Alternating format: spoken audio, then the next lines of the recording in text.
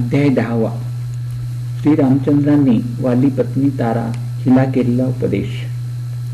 कबंध राक्षसाचा उद्धार केल्यानंतर श्रीराम आणि लक्ष्मण शबरीने सांगितलेल्या माहितीप्रमाणे अतिसुंदर अशा पंपा सरोवराच्या निकट येऊन पोचले. येथेही त्यांनी एक दिवस विश्रांती घेतली आणि नंतर ऋष्यमुख पर्वताकडे प्रस्थान केले. या पर्वतावर वानरराज सुग्रीव आपल्या 4 सहाध्यायांसह राहत होता. वीर हनुमान हा सुग्रीवाचा अत्यंत प्रिय सचिव होता.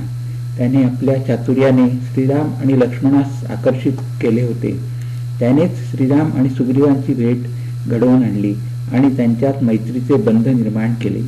श्रीरामांनी दुष्ट वालीचा वध करून किष्किंधा नगरीचे राज्य सुग्रीवास मिळवून देण्याची अग्नीसमोर प्रतिज्ञा केली होती.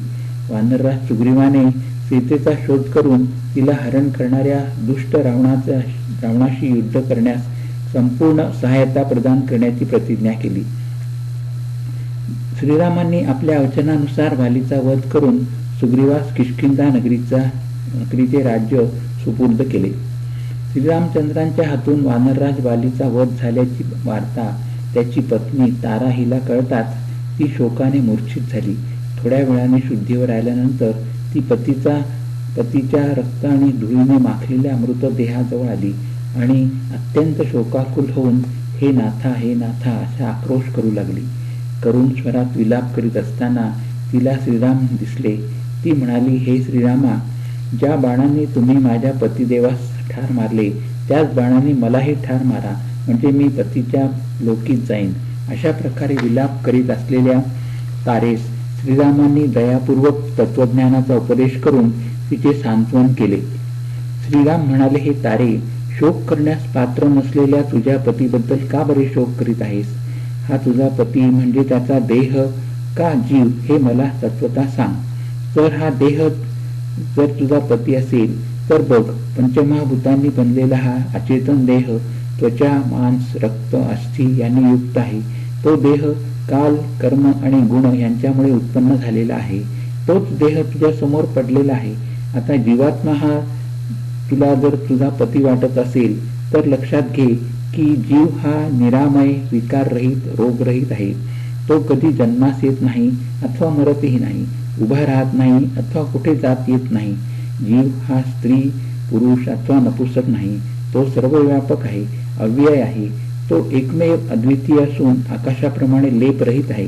तो नित्य, ज्ञानस्वरूप आणि शुद्ध आहे. अशा जीवाबद्दल शोक करणे कसे बरे योग्य आहे?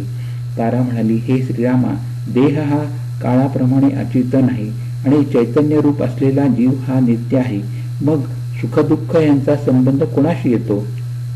श्रीराम म्हणाले, जोपर्यंत अविवेकी जीवांचा देह व इंद्रिये यांच्या ठाई मी, माझे इत्यादी संबंध असतो तोपर्यंतच त्याला संसार असतो. ज्याप्रमाणे विषयांचे चिंतन करणाऱ्या पुरुषास स्वप्नात मिथ्या पदार्थ उत्पन्न झालेले दिसतात, त्याप्रमाणे आत्म्यावर आरोपित केलेला मिथ्या संसार ज्ञानाशिवाय निवृत्त होत नाही. अनादि अविद्येशी संबंध आल्यामुळे तसेच त्या अविद्येचा अहंकार या कार्याशी संबंध आल्यामुळे जरी हा संसार सत्य नसला तरी तो राग, द्वेष इत्यादींनी भरलेला असतो. हे कल्याणी, मन हेच संसार आहे आणि मन हाच बंध आहे. अनात्मा वस्तू असलेल्या मनाबरोबर एकाकार झाल्याने आत्मा मनातील सुखदुःखाच्या बंधनात पडतो. ज्याप्रमाणे शुद्ध स्फटिक मणी हा लाख इत्यादी रंगीत वस्तूंच्या सानिध्यात आला असता तो त्या रंगाचा असल्यासारखा भासतो, परंतु खरे तर स्फटिकात ते रंग नसतात. त्याप्रमाणे बुद्धी आणि इंद्रिये यांच्या सानिध्याने आत्म्यास बळजबरीने संसार येतो. स्वतःला ओळखण्याची खूण असणाऱ्या मनाचा स्वीकार करून त्या मनामुळेच प्राप्त होणारे विषयांचे सेवन करीत आत्मा हा राग, द्वेष आदी गुणांनी बद्ध होतो. त्यामुळे तो संसारात अडकून राहतो. प्रथम मन हे राग, द्वेष आदी गुणांची निर्मिती करते. नंतर ते नाना प्रकारची कर्मे उत्पन्न करते. जीव हा त्या मनाबरोबर संचार करतो आणि नंतर त्यांच्या संबंधामुळे नाना प्रकारची कर्मे करतो.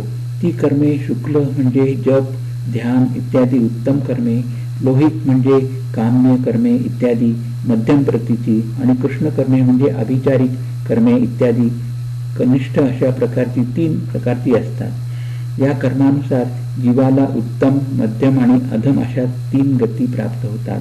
6 प्रकारे कर्मांना वश होऊन जीव प्रलय काळापर्यंत जन्म मरण रूपी संसारात भ्रमण करीत राहतो. प्रलयाच्या वेळी सर्वाचा लय झाला असताना सुद्धा स्वतःमध्ये कर्ता भोक्ता रूप अभिनिवेशामुळे हा जीव आपल्या वासना आणि कर्मे यांच्यासह अनादि अविद्येच्या ताब्यात राहतो, मुक्त होत नाही. नंतर ज्यावेळी पुन्हा नवीन सृष्टीची निर्मिती होते त्यावेळी हा जीव असहाय्यपणे आपल्या पूर्वीच्या वासना आणि मन यांचे सह रहाटगाडव्याप्रमाणे पुनरुपी जन्मास येतो. नंतर ज्यावेळी त्यास पुण्याईने शांत सज्जन अशा माझ्या भक्तांची संगती लाभते त्यावेळी त्याची बुद्धी माझ्या ठिकाणी जडते.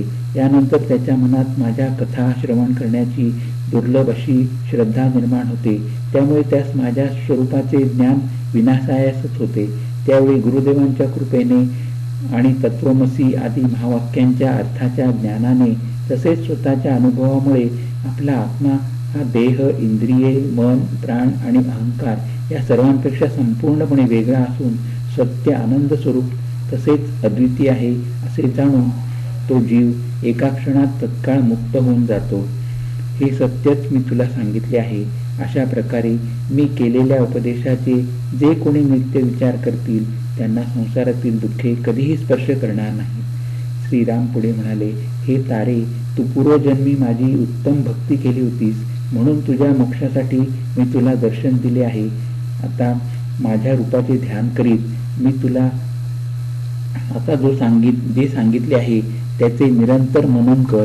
मग तू जीवनाच्या प्रवाहात प्राप्त होतील ती कर्मे करून सुद्धा त्या कर्मांनी लिप्त होणार नाहीस. एवढे बोलून श्रीरामांनी आपल्या वाणीस विराम दिला. श्रीरामांनी सांगितलेला उपदेश ऐकून तारा अत्यंत विस्मयचकित झाली. देहावरील अभिमानामुळे निर्माण होणारा शोक टाकून आणि रघुत्तमांना नमस्कार करून आत्मानुभवाने संतुष्ट झालेली तारा यथासमयी जीवनमुक्त झाली. श्रीराम.